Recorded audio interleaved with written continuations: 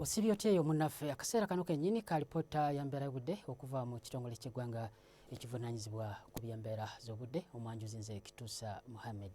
Enkuba yatonye mu bitundu by'eggwanga eby'enjawulo okusinziira ku alipoota ze tufunye weziweredde essaawa 3 ez'okumakya ga leero nga Kampala eweze milimitazi 39.3.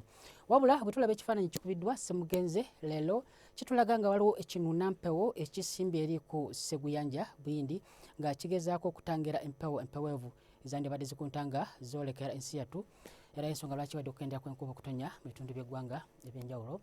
Enkya ku makya tusuubirawo olwandagirize mu ebitundu ebiri ku mbalama z'ennyanja Nalubaale wabula ate ebitundu by'eggwanga ebisinga obungi tusuubira omusana okwakanga gukubakubamu.